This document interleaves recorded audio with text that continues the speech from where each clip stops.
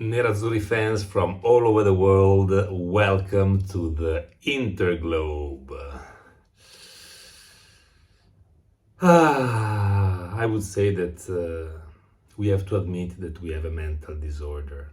Inter people have a mental disorder because, well, fans have a mental disorder because of having to witness all that the players are doing, and the squad itself has mental disorder because you just can't pass from an impeccable game to a shame like yesterday's in 72 hours. I mean, it's just abominable.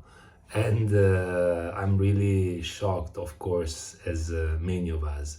We started off in a very good way with a nice goal, Bastoni for the other fifth, and Darmian that scores. Everything seemed to be great. Then 1 minute after scoring, we suffer and concede this stupid goal because of what? Because of Acerbi that instead of standing in front of the player and trying to block the shot, turns around in a very awkward way, very goofy way, and leaves an easy shot.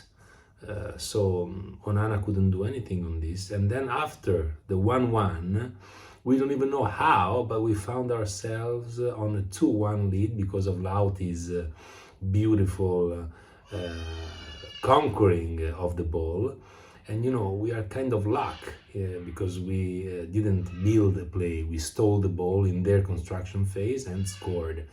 Yet, being 2-1, we go to the locker room, we come back and we start playing very much backwards, waiting for Monza. I mean, waiting for Monza. How does this sound for an Inter team?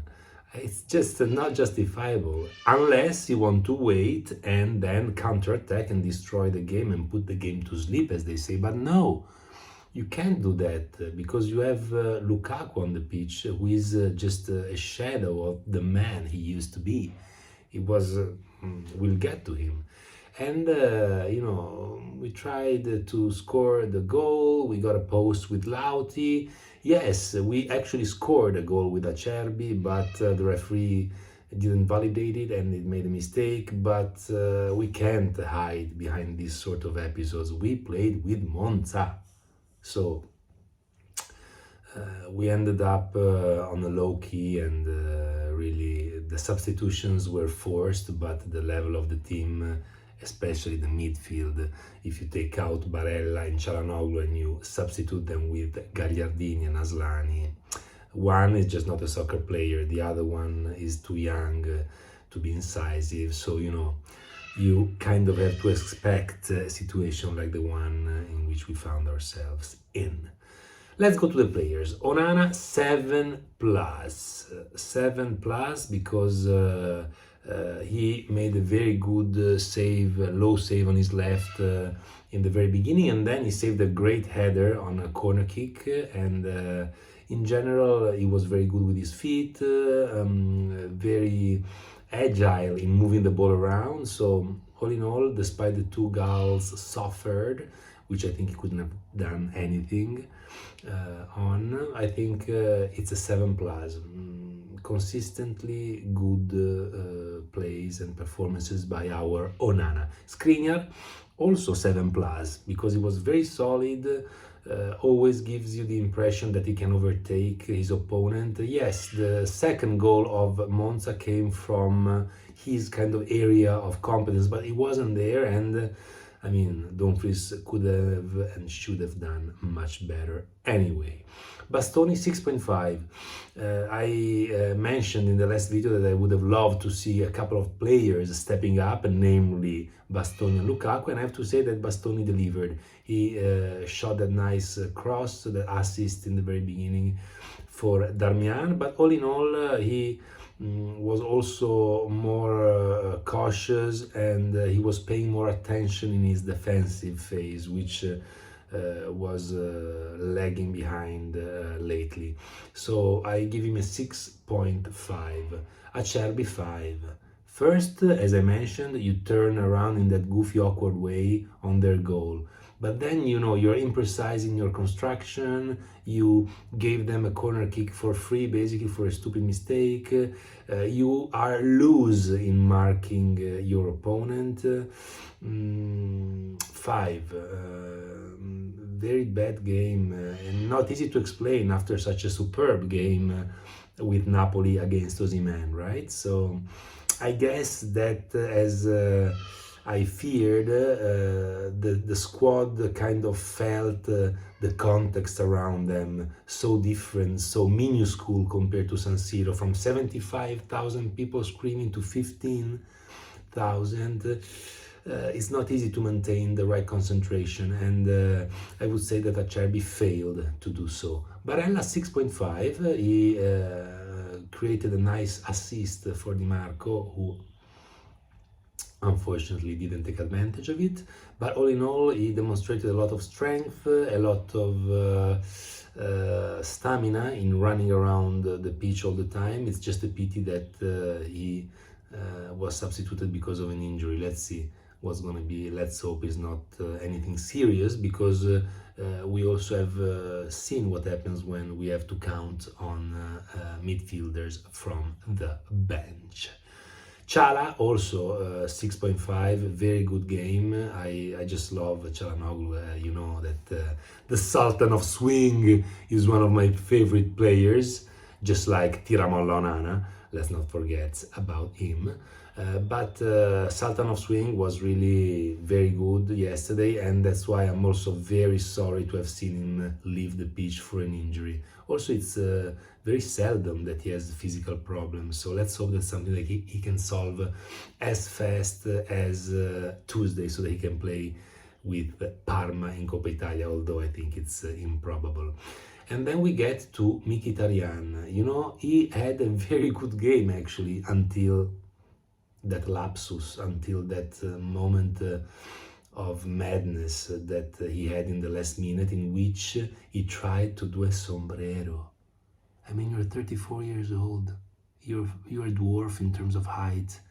Why do you want to do a sombrero in the last minute instead of throwing the ball out of the stadium? By the way, you can in Brianteo, such a low stadium. So why? I enjoyed the fact that even without Chala and Barella, he was kind of keeping the midfield up and organizing it. I was appreciating the fact that he played 90 minutes, unlike his midfield companions. And I was even appreciating his grit in trying to reconquer some balls. But then with this mistake, you get a 5.5, and you're lucky, Miki.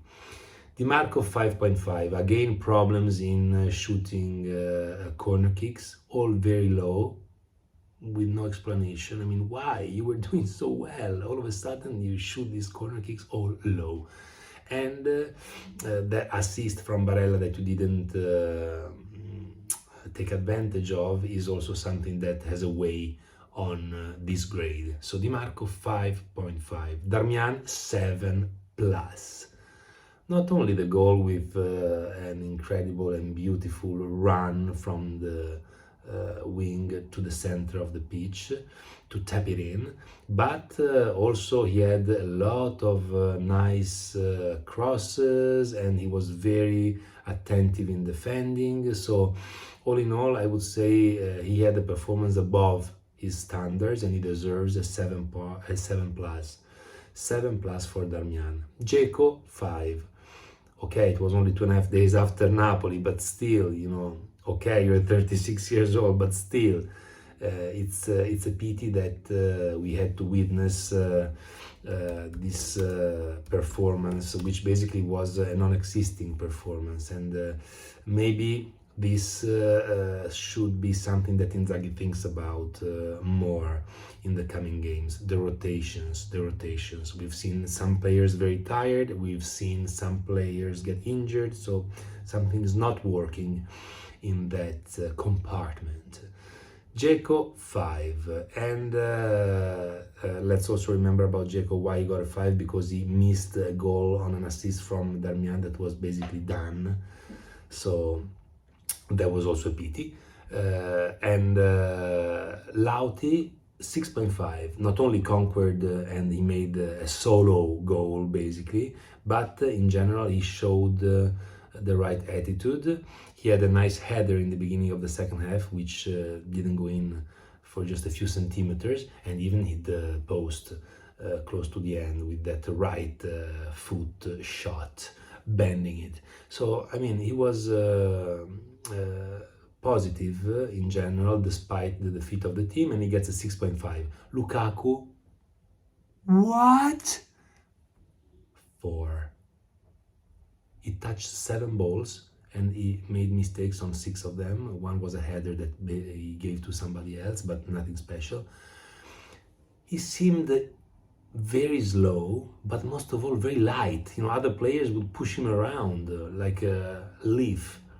So it was really weird. You know, at one point there was a shot in the TV airing in which we had a mistake from Lukaku, and right after they had a close-up on Dzeko's face on the bench. He had been substituted already, and he was laughing. I don't know if it was because of the mistake, but I mean, it could have been, because it was really appalling the way Lukaku played yesterday.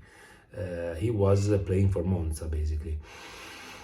So that's a reason to be worried, because we had seen him play decently with Napoli. I also prompted him to step up, but he definitely didn't. 4. Aslani 6+. He tries to do what he can. He's 20 years old, so I want to reward his willingness to at least try. 6+. Gagliardini 5.5. I mean, he's just not a soccer player for Inter. Let's leave it at that. Dumfries 5. Just as much as last time you came in and you made that foul against Napoli's player, and you blocked the counter-attack that was going to be very dangerous, and you got a yellow card, and I applauded you for this. This time you have been dominated with this header in the end. Why? Why you didn't fight harder? Why you didn't jump higher? Not a justification, the fact that you were maybe just coming in and so you were kind of cold. It's not a justification. You can't make these sort of mistakes on the last contrast of the match. Learn from Çalhanoğlu what he did with Osimhen in the previous game. So Dumfries 5. And Gosens 6, because I always appreciate his desire to do well. You can really see it. And let's close with Inzaghi. It's a 5, Simone. I mean, it's a 5. I actually appreciated the fact that you made Darmian start instead of Dumfries, because it turned out that he scored, and I was expecting Dumfries instead. So I applaud you for this. Also, it's a good idea, this kind of high pressing that you dictated in the beginning of the game. It was very fruitful, namely with the goal of Lauti. And but the problem is that the team was very demotivated, very kind of loose, playing without grit. So this has to be something that goes against you, your team, and the way you prepared mentally and physically the game. Also, the choices of Lukaku, for example, Gagliardini, of course, but Lukaku, if he is as in such a terrible condition as we've seen on the pitch, I mean, you should see that, you should know that, you should protect him from this sort of terrible performances, which have an impact on his morale, because today he's going to read in the newspaper how terribly performed, right? So I didn't like this. Of course, the other substitutions were forced, but I don't like this approach, and I don't like the post-game interview in which basically justly you talk about the goal that wasn't given to Inter, but you're playing against Monza. You should pulverize the opponents. So I really don't get how you can spend the interview talking about the goal that wasn't given instead of talking about the real problems of the team. You're creating an alibi for the team, and that's a wrong thing to do. So for all of this, Inzaghi 5. I want to say hi to my friend Giacomo, one of the only subscribers who watches videos, really. And by the way, please, if you enjoy this video, just punch the like button, leave a comment, that would be fantastic, could help me to improve. And subscribe. Please, subscribe to my channel, please. Thanks for watching, and see you soon for the Coppa Italia Inter Parma pre-match video. As always, and despite everything, Forza Magica Inter. Ciao!